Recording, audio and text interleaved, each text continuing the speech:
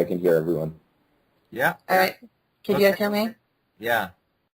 So, okay, you got 23 questions for you guys. Just want to get started on this? Yeah. What? Okay. Yeah, let's go ahead. Should we have like some sort of a running order just so we don't all start talk on top of each other? Like, could you just address the question to one of us at a time? Okay, I can do that. Cool. Some of them are for all three of you, so I guess you just. Yeah, just say whichever you want to answer first, so we don't just all. Okay. First question is, what differs with Beneath from the previous albums, and how do you expect people to receive it? Okay. Let it go. Well, the first one, or the last one, the last album, it was I think it was a big step forward for the guys, and this one is a small step backward. So I think we're good. Yeah. When Ari said step backward, I agree with him to some degree. It is one step backward, but I think it's 3 steps forward as well. So there's a lot of stuff we've never done before on this one. A lot of new stuff for us, just a lot of more of everything pretty much. A little bit of the old and a lot of the new. So, and it's pretty hard to describe the album, like what's the difference or, because it's so versatile. There's a lot of different kind of material on the album. There's 12 songs and it's everything from death metal to pop rock to electronic, acoustic, weird stuff. So, yeah, Mossy, why don't you say something? Yeah, I mean, for me, obviously, it's the first album that I'm part of the Amoral team, so it's I can't really say about the previous ones except what I've listened to, but obviously, the choice to bring on a 30-plus really fucking sexy guitar player is obviously a step forward. So. Yes, amen. I agree with that. Yeah. Hallelujah. Hallelujah. Okay. Question 2. This one I guess will go for Ben and Ari. Ben, you can start. Did the reactions of the fans towards Show Your Colors influence your work on Beneath? None whatsoever, to be honest. I think we handled and processed all the reactions and all the backlash and everything between the albums. Like we wrote and recorded the first album before anybody even knew Ari was in the band. So it has had no effect on Show Your Colors. And then all hell broke loose with the release of the news and the album, and people either loved it or hated it. And but we've had 2 years to process the whole thing and get over it, and we're cool with it. And I absolutely refuse to write material because somebody thinks that I should write death metal or whatever. So it really did not affect at all. Okay. How many songs were written for the new album, and how did you decide which ones would be on the album? We had 14 songs altogether, and we just can't fit all 14. We had already, it's like an hour-long CD as it is. So we just left out the 2 that the band and the producer Janne thought that didn't really fit the whole package. So we left out the heaviest, the fastest song, which is actually, funnily, it's the most similar to our past, like from the old albums. And it's a really cool song, and the Japanese really liked it, so they have it as a bonus track in Japan. And then we also left out one song called Sleeping with Strangers, which is kind of, would you say, like a little southern rock vibe maybe, like a little more blues oriented, which is a really cool song, and we'll use it for some sort of a B-side at some point. But yeah, we're gonna have 12 tracks on the album. Yeah, I thought even the songs that were dropped off the album, they weren't dropped off because they wouldn't be good. I mean, actually, the heavier song at the time we were practicing and recording the album, it was my favorite track at the time, but it just didn't fit the album. I still love the tune, but yeah, it didn't fit the album. So, but it's a great song. I hope everyone gets to hear it at some point. Yeah, I think Ari also thought it to be on the album, but Yeah, I like the song. I'm actually not even sure if it's the most unfeasible song for the album, but But things got good. It's on the Japan CD, so Yeah, and you sing really great on that one too. So yeah. people really That one and that one all alone. Yeah, the rest is crap, man. I doubt that. No, the rest is great too. I've liked the 2 songs I've heard so far, so. Okay. Ben, we'll start with you. Out of the whole process, writing, recording, and preparing right now for the release of the album, what's the hardest part for you? I don't know if there's been one hard part. That's a good question, actually. I've never thought about it. It's just been one long process of writing it for a few months, then recording it in a month, and just working on everything from album covers to release dates and choosing singles and whatnot. So I guess maybe the studio session, we did a lot of long days, and I really didn't sleep all that much during that month, just a few hours a night. Not because I didn't have the time to, I just couldn't get any like decent good night's sleep, just waking up at fucked up hours because just song lyrics and melodies are running through your head after. Yeah, and I was playing the pinball machine. Yeah, that didn't help at all. Ari playing pinball in the next room. But yeah, it wasn't like too hard or anything like that. I enjoyed the process all, like from beginning, writing the riffs, writing the songs to all the way up here. Like today, we're just finishing up the album covers, and it's so cool. I love the whole process. I think that the thing is that the process has been so long, but the things we've done have been in such a quick, small, like rush hours, and it has been like a power trip, like from time to time. I don't know. It's been like very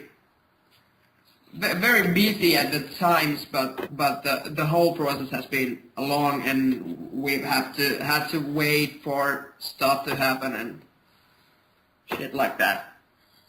Yeah, so it happens little spurs, and then there's again like a month break before anything else happens. Like after the recording, then you just wait and wait and until it's time for the deadlines for the album covers, and then you start to rush for it. So that's how it always works. Okay. Okay. Ben and Mossy, who writes the harder solos? Mossy. I confess that Ben writes the better ones. I don't know, there's some mean guitar playing on this one. It was really cool. Like, it was a good kick for both of us to have another guy who plays leads there to just like a friendly competition, if you will. Like just friendly. These guys were punching each other. Yeah, and it's the first time. This is the first time we've been talking since the recording. So friendly it was. Yeah. Ben, how are your kneecaps doing? It's okay. I hope I didn't punch you too hard, dude. Yeah, no problem. No, it's actually really great because I haven't played with another lead guitar player ever. So usually I've been able to kind of drift by and kind of play whatever. But now there's another guy who I really admired before I joined the band. Bullshit. Yeah. Shut the fuck up. Yeah. So Vegetarian. Yeah, so it was really kind of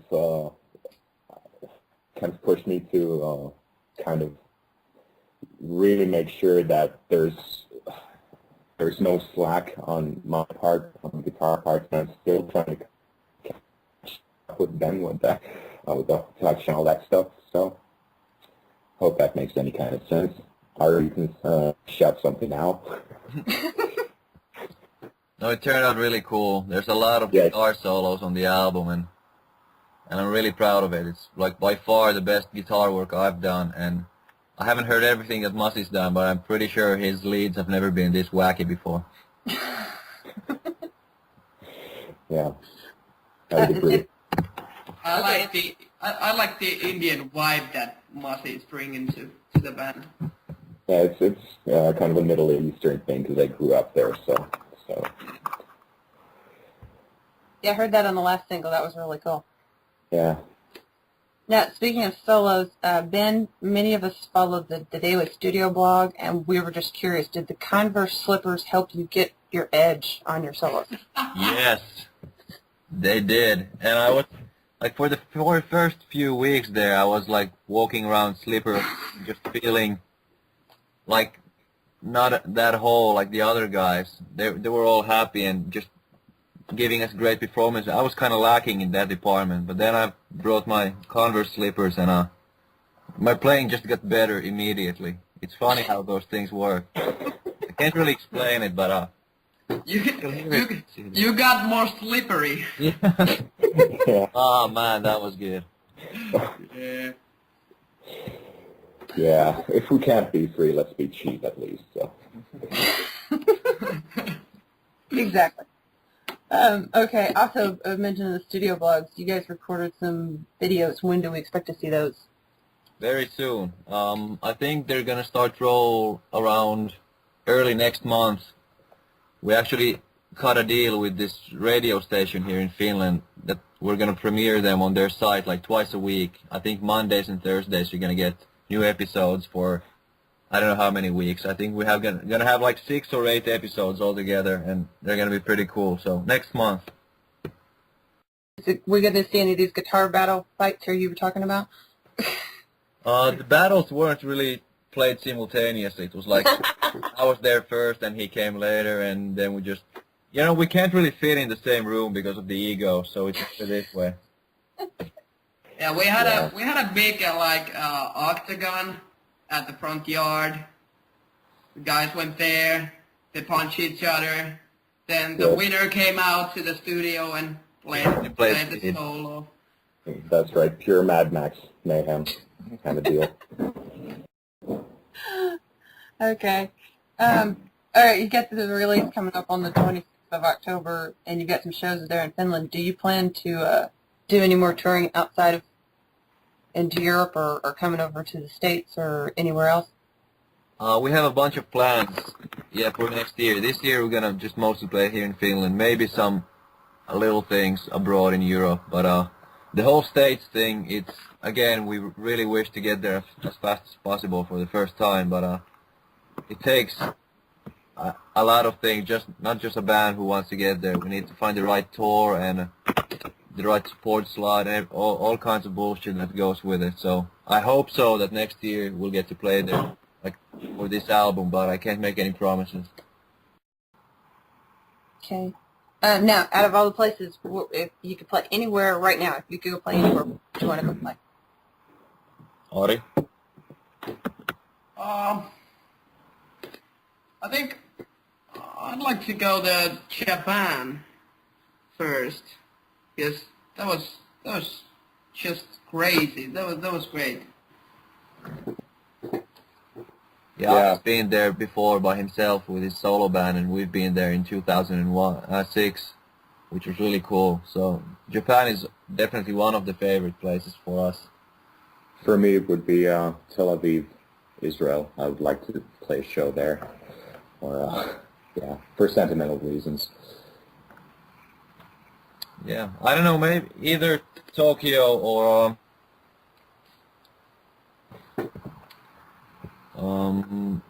one of the cooler clubs in LA. I would like to play for the first time in the States finally, because we've played in a lot of places but never in the States, and I have a bunch of friends in LA, so it would be fun to play for them in maybe House of Blues or the Key Club or something. Is there anything the fans can do to help you guys out in getting to, here, Brazil, Mexico, anywhere? Is there anything the fans can do? Well, yeah, actually we're talking about Mexico at the moment, so I hope that works out for February, I think. But what fans can do is just spread the word and let people know, and gig organizers and festival promoters know that you guys want to see us there, and that's always helpful to keep the name out there. Oh, that would be awesome. Yeah. Okay, speaking of touring, still, one thing you can't go on tour without, it's a non-musical item, and your laptop does not count. Ari, you go first. That's Maybe my iPad. Laptop. Yeah, iPad. Maybe my Mez Q stick. I think so. because I just love playing pool. So I almost never leave home without it. Yeah, for me it's a skateboard, and obviously some like geeky books or whatever. So if I had to choose between those, I'd probably go with the skateboard. That's good. So I don't have to take it. I'm not lending you mine though. Oh, I love you, but I'm not damn. lending you my skateboard. So I think I'm gonna go with a fresh pair of boxers and a couple of t-shirts. It's nice to change them every once in a while when you're touring for a month. So. Boring. And my laptop. that I doesn't count. Boring. Yeah. Boring, says Mr. iPad 2. And my iPad. And Ari's iPad I would like to take on tour also. Okay, favorite tour food? Well, since we know Ari likes to eat good steak. Yeah, a big choose a steak with some butter and stuff over it and a good salad. Butter on a steak? Yeah. Wow, okay. I think on tour any food is good as long as it's free. So Yeah, the free food always tastes a bit better for some reason, but yeah, it's true. Pretty much anything that's decent. Like we've had chicken necks in some weird parts of Germany, which wasn't all that great. But you know, the classics: a good pizza every now and then, and maybe a steak. I'll go with string cheese from Slovenia. That was awesome. Yeah, that's beautiful. You gotta have string cheese from Slovenia. Yeah. Okay, I want to change mine to string cheese from Slovenia. All right, and I'll have the IKEA meatball from Sweden. And I'll have the free string cheese from Slovenia. free is always good. Yeah, free's always good. Okay. All right. Okay, how do you pick your set list, and how many songs do you plan? New songs are you playing them live, and how many old songs are you going to keep? We're gonna play a lot of the new stuff. We have a lot of new songs, and pretty much almost all of them are like good live songs. We just talked about it with the guys. Like, there's so many good set list openers on this album, whereas usually we have like maybe one or two, like the opening track, and maybe one else on the previous albums that actually can get the show going. But now we have a bunch of them, so a lot of the new stuff, and we still have no idea what we're gonna play from the old ones. I guess a lot from Show Your Colors. We want the Ari material to be the lion's share of the set list, but we're gonna keep some of the old stuff with the growling vocals and like the cooler songs in there too. Okay. All right. Stranded on a deserted island. You get 5 bands to put on your iPod. What 5 bands do you? 5 bands? 5 bands. Okay. Who wants to go first? Go ahead. Okay. Well, I have to put Winger on there. Yes. I would. Then I guess Meshuggah would have to be on there. I love Meshuggah. Old school thrash metal, I'd probably go with Megadeth. Let's see. Skid Row would have to be on there. Then I'd probably have like, well, I like listening to like 50s rockabilly stuff, but that's usually in collections because they didn't like release albums; they only released singles. But if I had to choose, I would say maybe I don't know, either Eddie Cochran or Johnny Burnett, one of those guys from the 50s. That's an interesting list. All right, Ari. Damn, this is hard. Maybe. Well, Rage Against the Machine, Pantera, Cypress Hill, Sept, And well, Ben, this is for you and all the guys. Tornado. Oh, cool. Because we have a huge back catalog to keep you busy on the Yeah. island. Smart choice, dude. Yeah. I think Rage Against the Machine has like 3 albums too, so you should have thought like about somebody who has like 20 out, like Iron Maiden or something, to keep you busy. But, yeah. I would go with Guns N' Roses for the rock and roll, Pantera for the metal, Pink Floyd for the moody stuff, Ooh, then yeah. Danny Elfman's soundtracks, and something else. Michael Jackson for the brilliant pop. Cool. All right. I figured he'd pick Skid Row, and he didn't. I would pick Skid Row.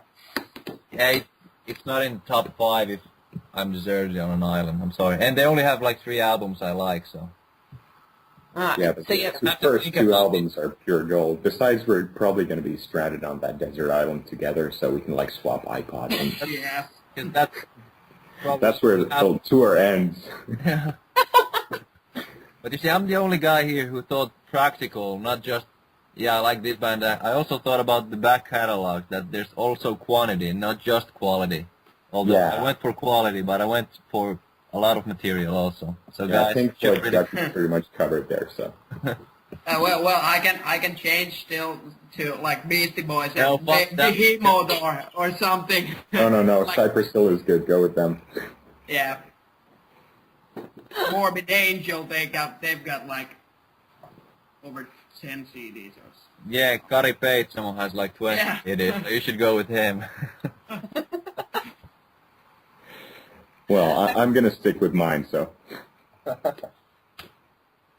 right. Okay. So right now, what's your favorite music to listen to? right now, Right now. I've been on a heavy Bowie trip, like David Bowie albums from the 90s, like Outside and Earthling, right up until like Hours. I've been listening to a lot lately. Yeah. All right. I've been actually listening a lot to the old Eminem stuff and Lady Gaga and Open. And I just found out this great Swedish singer called Wendy McNeil, who I'd never heard before. I just got her CD, and it's really cool, moody stuff. And I've been finding her CD in my player like day in and day out. So I would have to say her. Okay. Okay. Ben, this one I guess goes towards you. How do you expect people to see Amoral, and is there a message you want to bring out with your music? And why did you choose the name Amoral? We chose it together like 10 years ago, and it really doesn't really have, the name doesn't have a meaning for itself. It's just a cool word from a bunch of cool names that we had on a paper, on a list that we. The situation was we wanted to release our first demo, and we're just too lazy to figure out a name, so we just left it for the very last minutes, which is exactly what happened. We had to figure out a name, and I think we decided on a deadline, and everybody brought their suggestions, and we went with that one because it was short and sweet, and just it wasn't used before. So It's cool that you're asking. Ben, I got to ask you a follow-up question to that. Did you actually flip through like dictionaries and whatnot to get the name Amoral? Because if you did, you didn't get too far along with the dictionary. well, actually, I didn't come up with the name, but I'm sure some of us, I can't remember if I did, but probably I did, like open English dictionary at some point. But I can't really remember. It's so long ago. And I was smoking a lot of crack back in the day. Can't really remember that era. Yeah, everything's pretty hazy. Yeah. And you gave up the crack for the pinball machine, right? I gave the crack for the love of life. Okay, Ari, this one is for you. It's from Fernanda. Whenever you're singing with Amoral, what's changed since you joined the band, and also she wants to know if you could say hi to her. Well, hi, first of all. I've been singing, wait a second, about 8 years now. I think so. And what has changed? Well, I needed to learn how to grow, obviously. And that was just something that came along with live shows. I actually, when I got to the rehearsal space the first time with the guys, I didn't know if I could do it though or not, and it was a big surprise to me too that I knew how to do it somehow. You know, Ari, this is actually very interesting news to me, because the first time I met you and we talked about you maybe trying out for this band, you said that you're an excellent growler and you can do the job as well. Of course I said that. So, He wanted the job. lying, you fucker. Yeah. Well, There you go. at the first Well time done. we spoke, I actually thought that you're an excellent guitar player, and the band is like for death metal and stuff. So fuck you too. So I guess we were lying to each other a lot back when you joined. Yeah. You thought Yeah, you that's- joined a death metal band, and I thought I had a good death metal singer, Yeah. and here's the results. Yeah. That's why the crack pipes flew out the window. So. Step one is honesty, brutal honesty. I forget apparently what that's the what we're next getting 9 today. steps are. So Ben, you're welcome. Yeah, no problem. Okay. All right. What else do you guys do besides music for fun or obligation? And what would you do if you weren't doing music? Mossy, Oh, start with you. well, I'd probably go back to university and read some more geeky books or whatever. I don't know. Probably be a bum, just skateboard around, read books that I like, but I wouldn't find like normal everyday use for. I don't know. I'd be a shoplifter. I'm not strong enough to lift shops. Okay, Ari. Yeah. Well, all I do is music. It's duo gigs and trio gigs and Amoral and whatnot. But if I didn't do music, I think I'll be skateboarding with Marcy or something. And I like to play pool, bowl.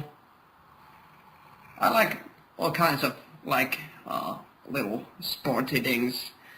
We've been playing a bit of basketball this summer with the guys also and stuff like that.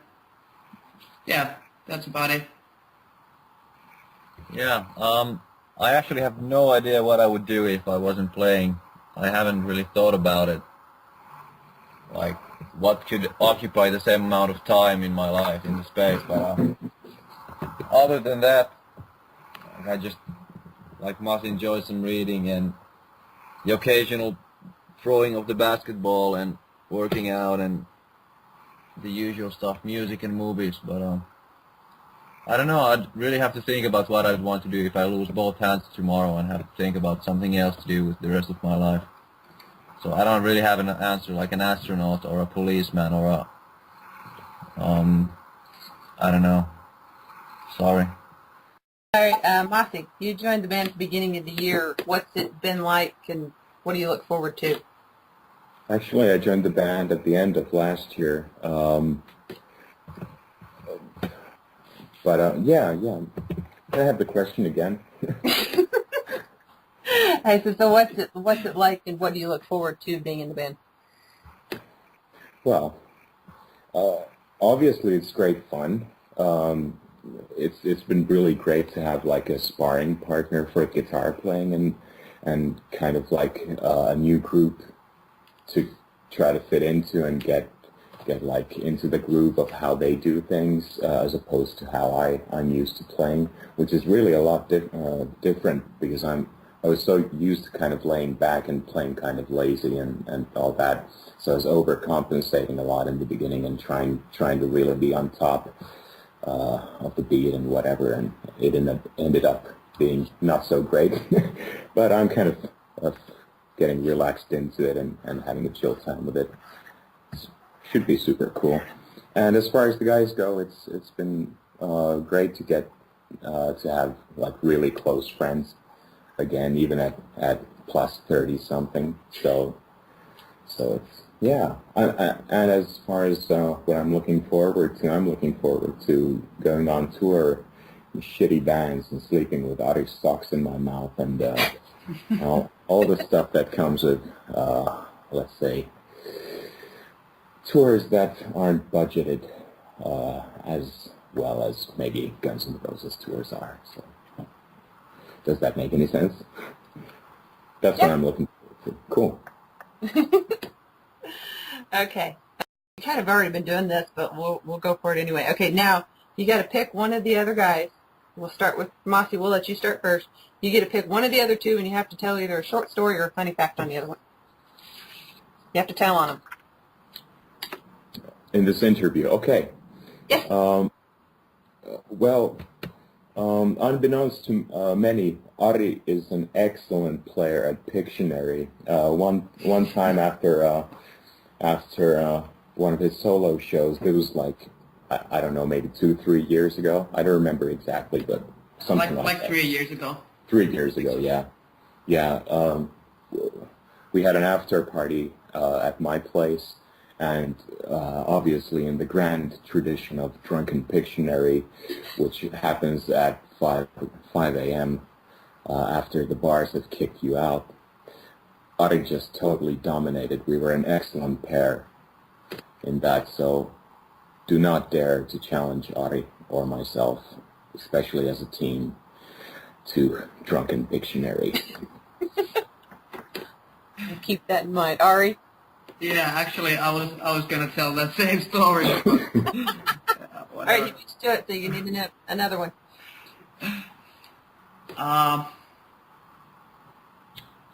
No, this is hard. When you got something in your mind and now you got to change. Well, damn. Well, Ben, you go first. I try to think of something. Okay.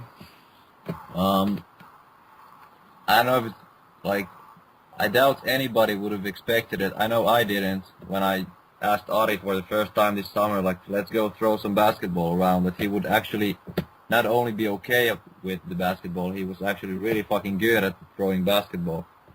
So, for some reason, he was the best in the whole group of friends who've been playing this summer. I don't know when he exactly practiced or with who, but the dude is like, I guess his mom is black or something. Cause he, yeah, you had some serious moves on you, man.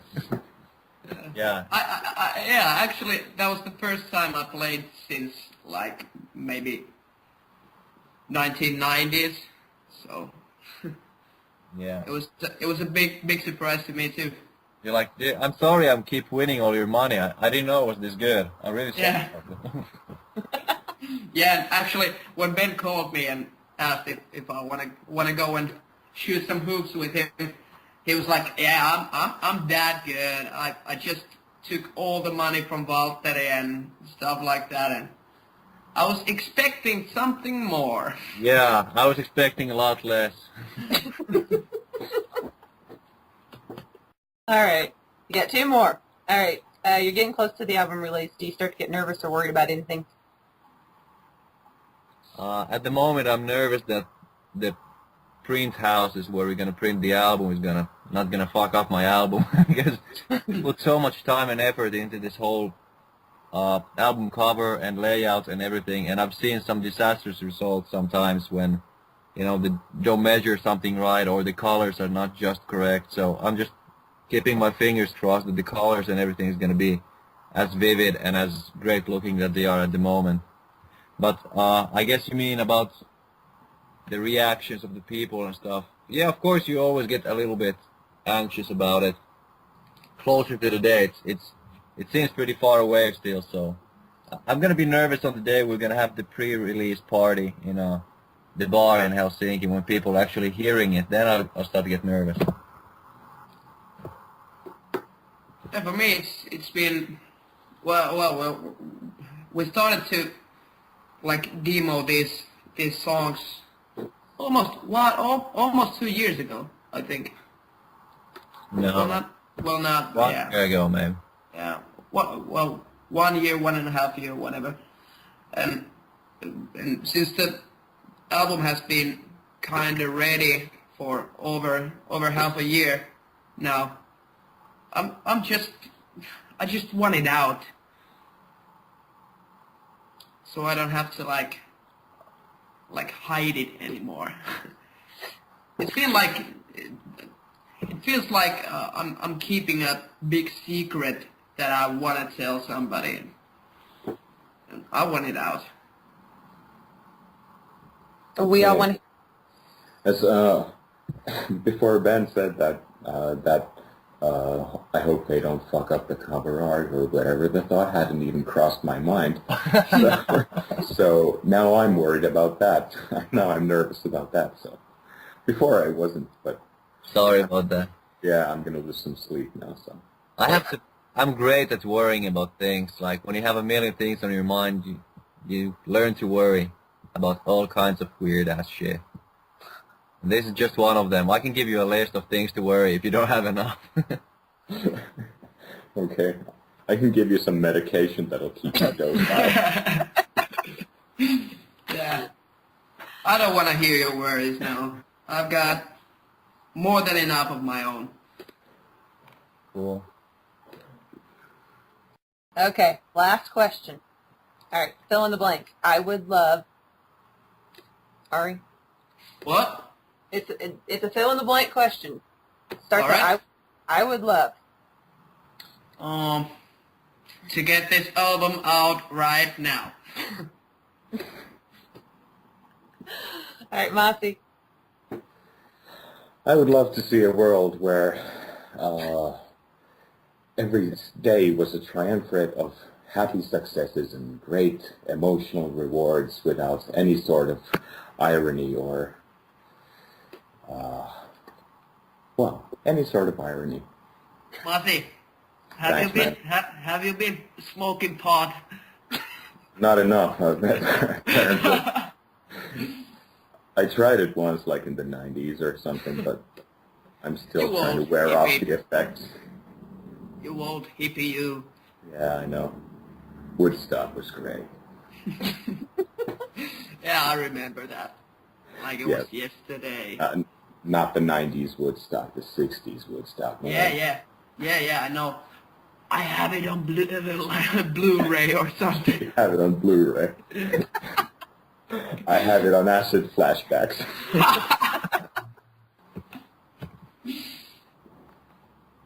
Yeah. I would love a chocolate donut right now. Oh. I've been dreaming, dude. I've been dreaming about a donut, like a serious donut, like a Dunkin' Donut, something like that, for like 2 days now, and I just don't have any of those donut places near me, so I'm just craving for a donut. I'm gonna have to go buy one tomorrow. I gotta get this over with. Yeah, Dunkin' Donuts. That's old school. That's drinking donuts or something. Yeah. I would go for a Krispy Kreme right now. I don't care. Just give me a donut and I'm good. Okay. Let's drink and go nuts. Well, I'd mail you one, but I think it'll be stale by the time it gets there. So Yeah, thank you. It's the thought that counts. they closed our Krispy Kreme. We still got Dunkin', but they closed our Krispy Kreme. So Yeah, but Dunkin' is better. I think it's just a bit too greasy, the Krispy Kremes. yeah, that's true. What we should have in Finland, I know it's really, really kind of passé and whatever, but we should have a frozen yogurt place. No one ever has that. Yeah, and king of burgers. Yeah. Yeah. Enjoy. Oh, one thing we should have in Finland this summer. Yeah. For more than 2 days. Our summer was too long. I sent you part of ours this year. Oh, cool. Appreciate it. Thank you. We spent way too many days in the 90s and the 100s, so you can have them. Yeah, thanks. Just send them in. Okay, well, you guys survived the 23 questions. Great. Yay! Thanks for having us. I'm a survivor. Thanks for doing it. Really appreciate it. Now, thank you guys for hooking up with the questions and going through with this. Sounds like a cool idea, like how the video is going to turn out, so can't wait to see it. Yeah, I can't either. I think it'll be a lot of fun. Yeah. Now just some poor soul has to edit this piece of garbage down with all this crap that we've been talking, actually to make some smart sentences out of all this, so good luck with that. Good luck with that. It's 42 minutes of pure torture. Yeah. And going, yeah. No, it's not torture. It'll be fun. Cool. Thanks for doing this, and No problem. Take care. All right, nice talking to you guys. You too. You too. Take care. Yep. Take care. Bye. Bye. Bye.